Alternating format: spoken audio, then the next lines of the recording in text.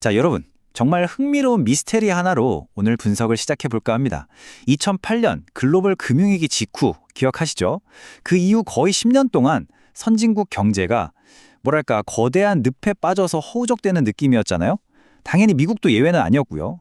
그런데 말입니다. 어느 순간 갑자기 미국 경제가 엔진을 완전히 다른 기어로 콱 변속하더니 폭발적으로 질주하기 시작했습니다. 도대체 미국 경제에 무슨 마법이 일어난 걸까요? 오늘 그 놀라운 변화의 진짜 이유를 저와 함께 하나하나 파헤쳐 보시죠. 화면에 띄어진 이 숫자 보이시나요? 2%. 에이, 겨우 2%? 하실 수도 있겠지만 이거 정말 경이로운 수치입니다. 왜냐하면요. 2010년대 내내 미국 생산성 성장률이 1%대에 턱걸이하면서 다들 이제 성장은 끝났다 했었거든요. 경제적 번영이라는 게 결국 우리가 가진 똑같은 시간과 노동력으로 얼마나 더 많은 걸 만들어내느냐 그 싸움이잖아요. 그런 면에서 지난 5년 동안 갑자기 연평균 2%로 뛰어올랐다는 건 말 그대로 경제 전반에 엄청난 활력이 뿜어져 나오고 있다는 확실한 증거입니다. 자, 그럼 본격적으로 파헤쳐 볼까요? 갑자기 이렇게 생산성이 훅 뛰었다고 하니까 다들 머릿속에 딱 스치는 단어 하나 있으시죠? 맞습니다. 바로 AI, 인공지능입니다. 최근 몇 년 동안 뉴스만 틀면 AI 얘기뿐이었잖아요. 드디어 AI가 우리 경제를 하드캐리하고 있구나 이렇게 생각하시는 거 너무나 자연스럽고 합리적인 추론입니다. 그리고 이 생산성 폭발, 절대 일시적인 착시가 아닙니다. 제롬 파월 전 연준 회장의 한 말 한번 보실까요? 이렇게 오랫동안 높은 생산성을 보게 될 줄은 정말 꿈에도 몰랐다 라고 할 정도니까요.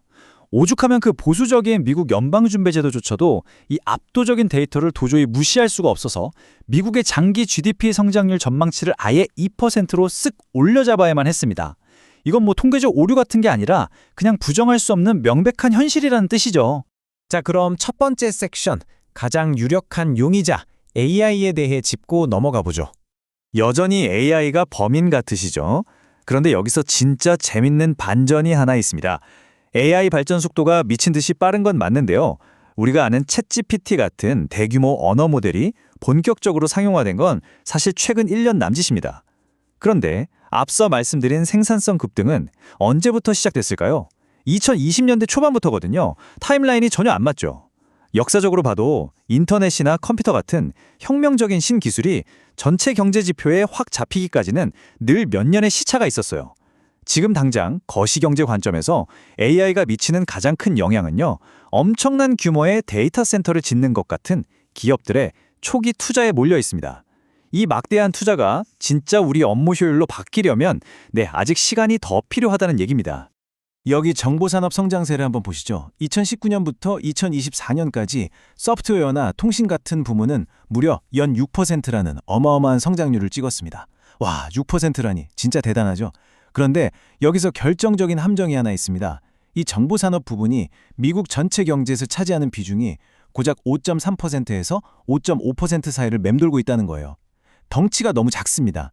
이 작은 섹터 하나가 멱살을 잡고 미국 전체 경제의 생산성을 2%로 확 끌어올린다? 이건 수학적으로 불가능한 얘기죠. 그렇다면 두 번째 섹션, 미국 경제를 끌어올린 진짜 주역들을 만나볼 차례입니다. 바로 기술의 활용과 에너지입니다. 아니, AI도 아니고 IT 산업도 아니면 대체 누가 이 거대한 경제를 밀어 올린 걸까요? 여기서 진짜 흥미로운 데이터가 등장합니다. 생산성이 가장 크게 뛴 부문 중 하나가 바로 전문 서비스업과 경영 부문이라는 겁니다. 한마디로 양복 입고 사무실에서 일하는 화이트칼라 직군들이죠. 이분들이 새로운 기술을 뚝딱 발명해내는 건 아니지만요. 새로 나온 툴을 자기들 업무에 기가 막히게 접목하는 데는 완전 선수들이잖아요.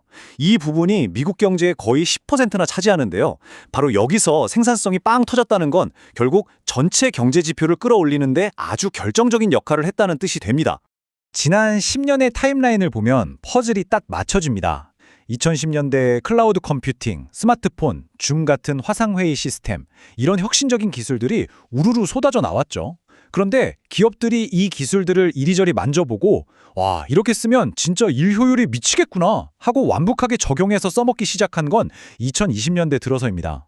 오랜 시간 푹 고아낸 사골 국물처럼 그동안 잘 숙성된 기술 활용 능력이 드디어 지금 기업들의 진짜 이윤, 진짜 생산성으로 터져나오고 있는 겁니다.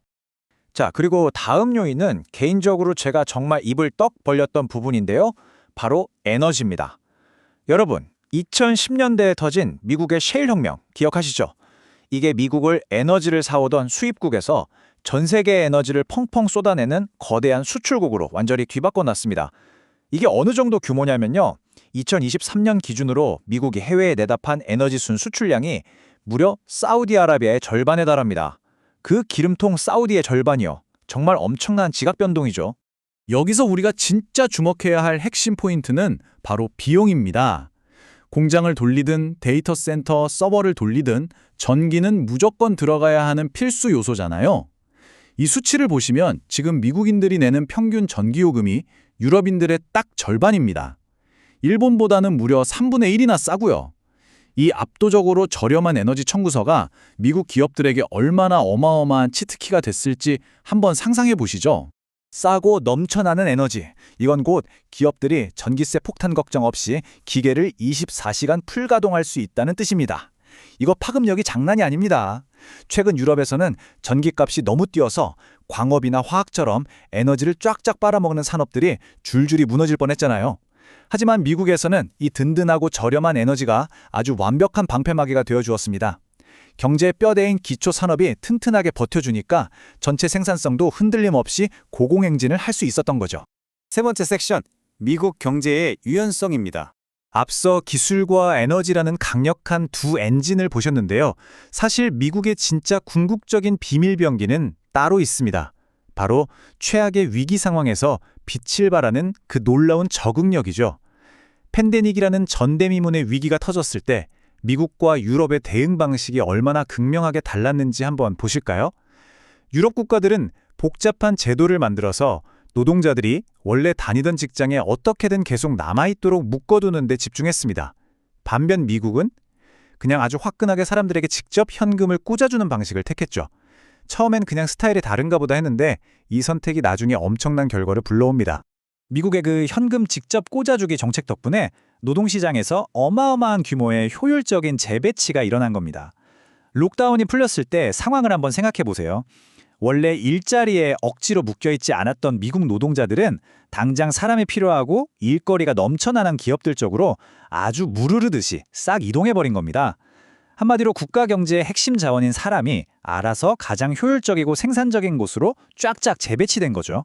바로 이 엄청난 유연성이 미국 경제의 생산성을 하늘로 쏘아올린 숨은 1등 공신입니다. 마지막 네 번째 섹션입니다. 과연 이 기적은 앞으로도 계속될 수 있을까요? 솔직히 요즘 뉴스에 나오는 험악한 국제정세나 경제 상황을 보면 이 기적이 언제까지 가겠어 싶으시죠? 그런데 놀랍게도 대답은 예스에 가깝습니다. 이 숫자를 한번 보세요. 2025년 1월부터 2026년 3월까지 그 험난한 외부의 시험들이 쏟아지는 와중에도 미국의 생산성 성장률은 1.2%에서 2.1% 사이를 굳건하게 지켜냈습니다. 정말 맷집 하나는 기가 막히게 좋은 경제 엔진 아닙니까?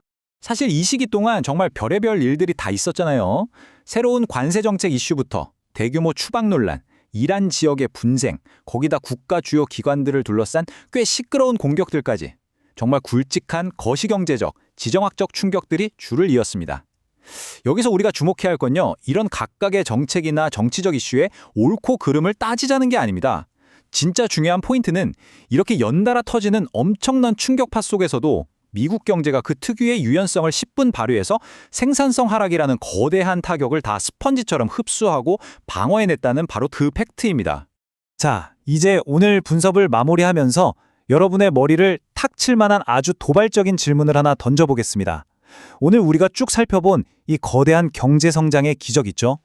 이거 본격적인 AI의 도움은 1도 없이 오직 기존 기술을 잘 써먹는 능력, 압도적인 에너지 비용 우위, 그리고 놀라운 노동시장의 유연성만으로 만들어낸 결과입니다. 그렇다면 지금은 기업들의 막대한 투자액으로만 잡히고 있는 저 무시무시한 AI 기술이 길어야 몇 년 안에 실제 일터에 투입되고 구체적인 생산성 통계 수치로 빡 하고 찍히기 시작한다면 도대체 우리 경제에는 무슨 일이 벌어질까요? 여러분은 어떻게 생각하십니까? 이 짜릿한 질문을 남기면서 오늘 분석은 여기서 마치겠습니다. 함께해 주셔서 감사합니다.